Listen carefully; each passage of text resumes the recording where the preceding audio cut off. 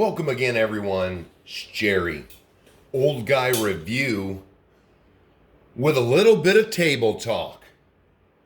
Now, this table talk, because as you can notice, there's ships on the bench. What? As I've told you before, except for airplanes, I am generally into most all forms of RC. I've even got a couple drones. I can't fly them very well, but there it is. So the ship portion came from Mikkel Balf a while back. I mentioned I had a ship, and from his reaction, I knew he wanted to see.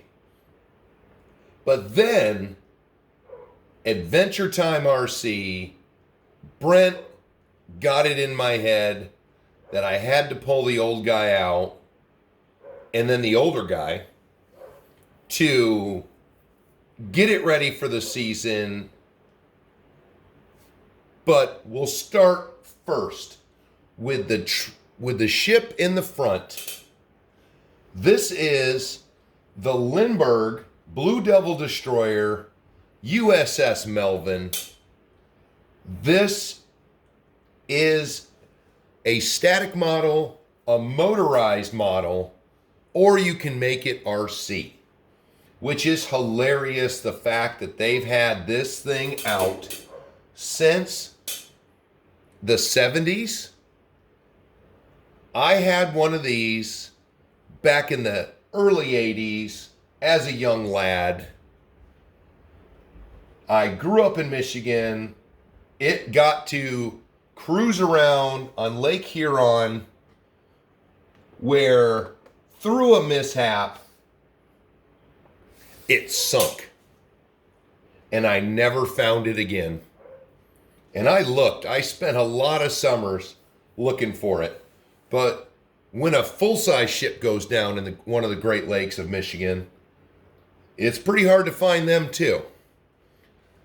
But let's go back to it. So, 3 feet long. It's motorized. So when you buy one of these, if you build it, you put a motor in it. I'll open the top here in a minute.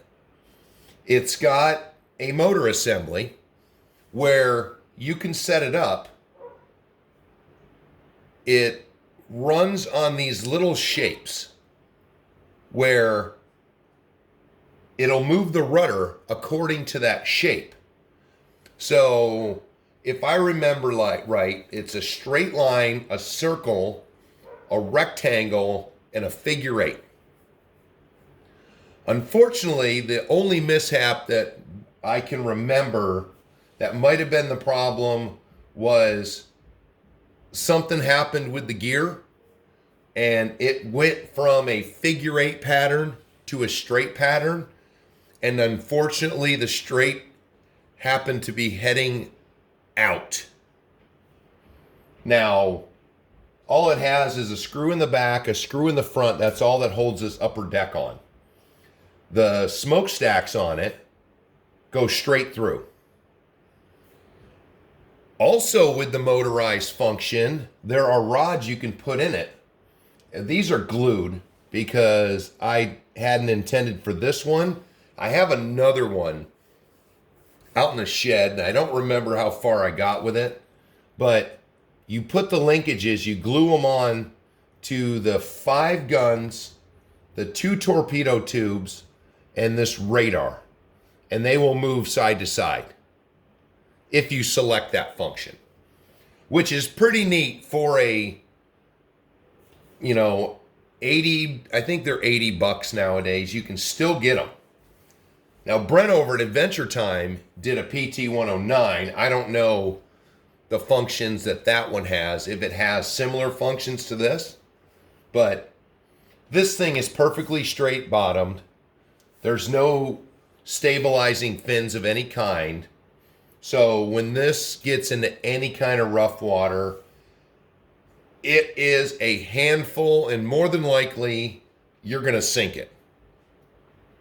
because the power source for it is, I want to say 6 D-cell batteries. If you don't RC it, if you just motorize it. And wow, that's a lot of weight, but at least it's centralized, unlike the big guy. But we will get to that. This destroyer is a 1 in 125. So of course, it is supposedly, well, let me see how that works. Yes. The smaller the scale, the bigger the ship. Well, the Arleigh Burke in the back is a 141. So technically, it's even more massive than the old World War II destroyer, which came in at 376.5 feet long in real life and only 40 feet wide. The Arleigh Burke was 505 feet long and 66 feet wide. So yeah, big difference. But this has got all the bells and whistles, if you want to be a super nerd like me. So let's see. We'll slide her forward a bit. See how that works. So, of course, I've got all the yarn rail on it. Comes with a metal chain. You've got all the hatches. Now, these are 5-inch guns. I was doing a little experiment with a brass tube to make that one a bit bigger. But anti-aircraft guns, you've got a little fella. I didn't paint him very well. I figured I'd go back later and paint him. But this project was started, God, well over 10 years ago. I bought some Traxxas stuff for it. You know, what else we got for it? We got depth charges and more gun emplacements and more little railings. Yep. Most of us RCers had started out as some kind of modeling backgrounds. So let me see if I can do this without... Oh, that was easy. So the top comes off. I bought a Traxxas 380 motor and a speed control, which it's not going to work. Here's the motor box. This is the way it's set up just for RC. There's your battery compartment that you would normally set it up for D-cell batteries. But boom, speed control. And right here, I started making the linkage for the rudder. So all I got to do is get a servo on there. Let me see. There we go. Rudders are working. I used some heavy duty epoxy material to make sure it stayed secure and waterproof. But the one problem is these gears. Let me see. If you use this thing in reverse, the gears will push backwards. Forward keeps the gears in place. So I should have put some more heat shrink in here, right here, so it didn't move. But I didn't realize that was going to become an issue till I put it all together. So that is the Blue Devil Destroyer USS Melvin. It is not the USS Melvin, because if you've heard me mention in some comments, my all-time favorite, the Fletcher class destroyer, has always been one of my favorite World War II ships. This is 557, the USS Johnston, which, look up the USS Johnston if you want to read about some crazy a captain and a crew taking on insurmountable odds with their beast. And one of the famous quotes from World War II, "I intend to take this ship into harm's way. If you don't want to be with me, get off now," was the captain of the USS Johnston. And they think they found her. It's going to be one of the deepest shipwrecks ever from World War II. And of course, it's going to be one of the mighty tin can destroyers. I can't even think. I think it was in an encyclopedia or something. There was I don't know what you'd call them. I guess it's a fleet of Fletchers. Well, it wasn't a fleet of Fletchers. It was a fleet coming from the United States to the war zone in the Second World War.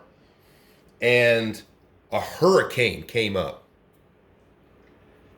And the first ships to emerge from the hurricane were the Fletchers. And then the big ships finally caught up with them. So it just impressed me. A bunch of guys in a 300-foot ship taking on the ocean. Love it. Always loved ships, World War II in particular. But I have a little more respect for the ocean to know that I am so insignificant. That's why I didn't join the Navy. Well, let's just put the Melvin up. Thanks to Brent, Adventure Time RC. I'm thinking that I need to dig out my Traxxas stuff. Maybe go out in the shed and see what other parts I have on the other. I don't remember if I bought it just for the parts or what. But now, we go from the one that you can get still to one. Well, you can still get this, but you're going to pay top dollar. We just went from $80 to now these are almost $800. Oh,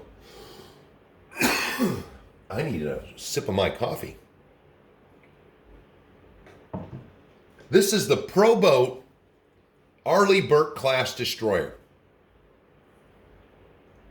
Now, this was pre-Horizon Hobbies. This was Pro Boat in their heyday when they made some beautiful, beautiful ships. Now, except for the Vietnam era, they have a river patrol boat. Except for that one, which I keep looking at it, thinking I need it. It's got some more details than this one does. This one doesn't have lights or anything on it. The Pro Boat, the riverboat is just like the real one. It's got like a jet ski powered motor. What the hell do they call those damn things? Cripe. It's a jet boat. It's just like a jet ski and, you know, those high performance boats where you don't have propellers, you have impellers and thrusters, and that's bent a little bit. But these boats, these ships, came with the speed control, with a steering servo in it. All you had to do was throw your radio gear in them. And I believe originally they were like around $500. I've had this one since they first came out, and then they vanished. The whole hull is fiberglass. You've got your sonar dome on the front, so you can look for submarines, because you got to look for submarines when you're running around with your big destroyer. It's got stabilizer fins on the side. And then your standard, this thing weighs over 10 pounds now.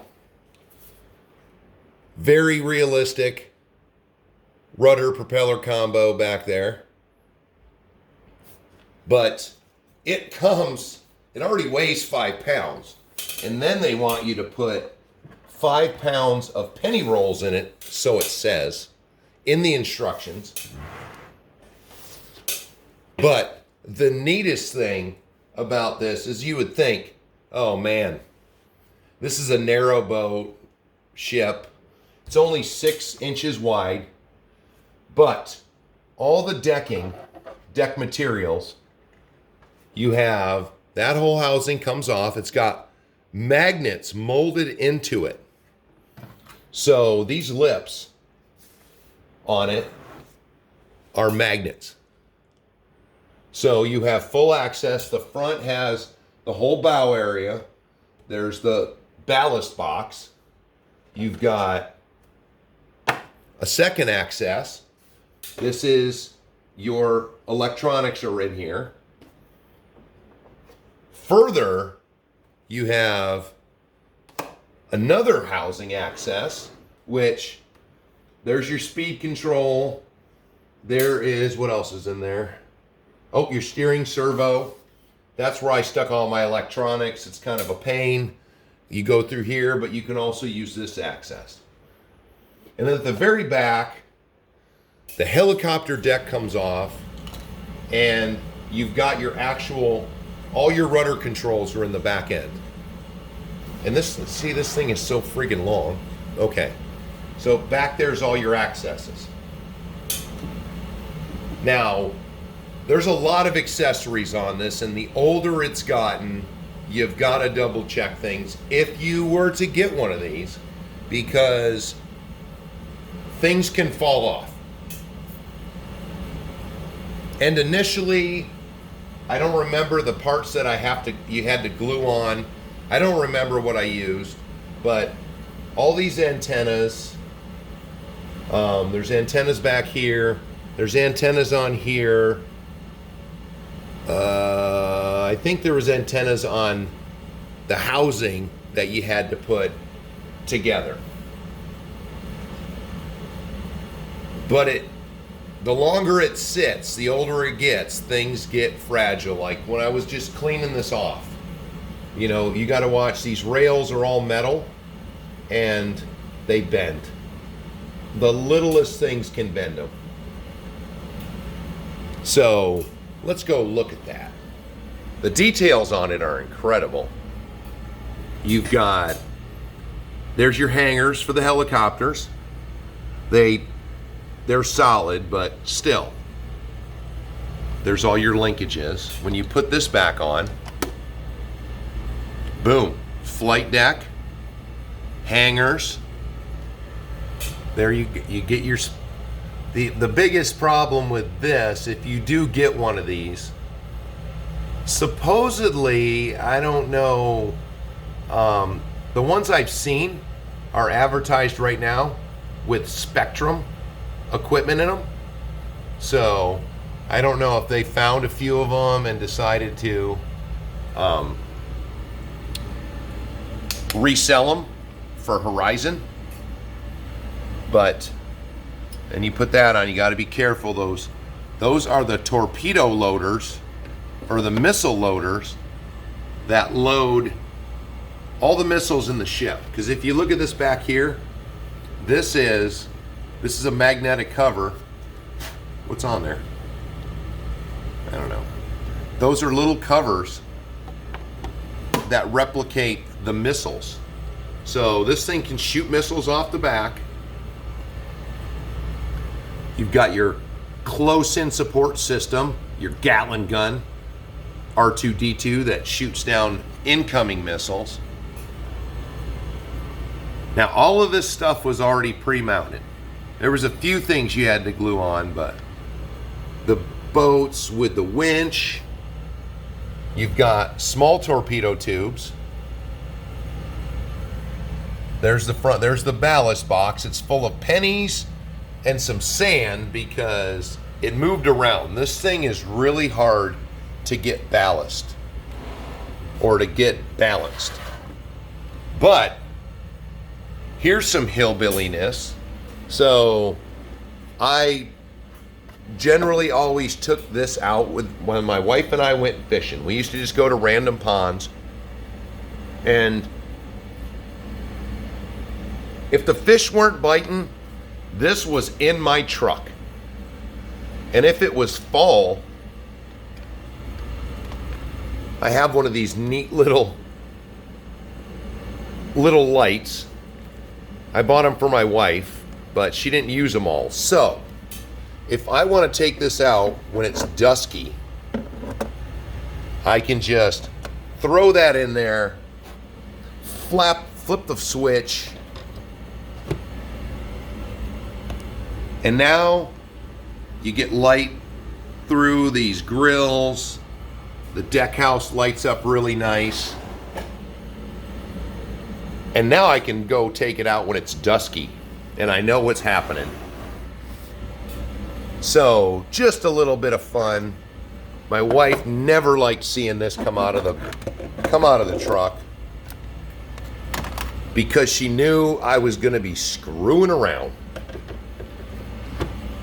But now last year,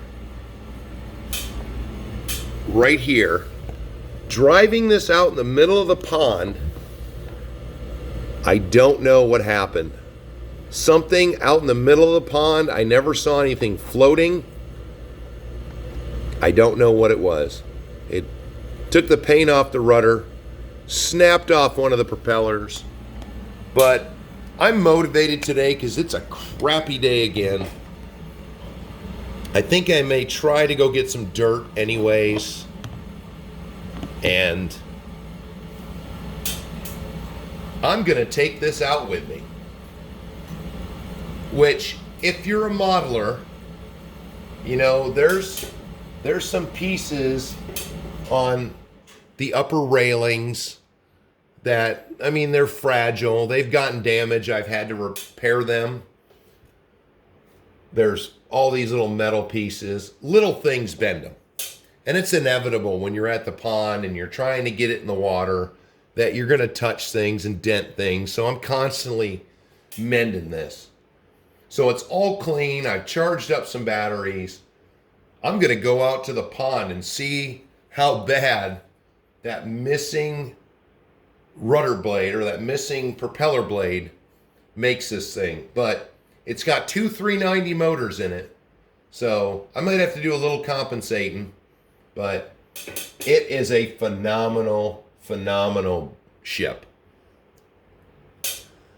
So that's it for Table Talk. Well, I guess I don't have enough projects going on. The heavy haul is ripped apart. I've got the lights put in it. Now I'm trying to get the sound kit in it. A regular cab semi truck is a pain in the ass to try to find places to put things. So that's on the back burner. Oh, what else do I got? Oh, I got a roof rack to put on something. Not going to tell you till it's done. But here's something that is transpiring. I decided that the Cross HC6 needed to be a semi truck, so I'm using HG trailer hitch so I can use the 806 trailer on this truck, just kicking around some ideas using some HG stuff on a Cross. And I'll tell you, the HG stuff fits perfectly on the Cross and fits fairly well on the Beast 2 RC 4-wheel drive, just in case you were wondering. So thanks, everybody. It was a little bit long, but there's a little bit of an update. Now I'm going to go head out to the pond. Talk to you later.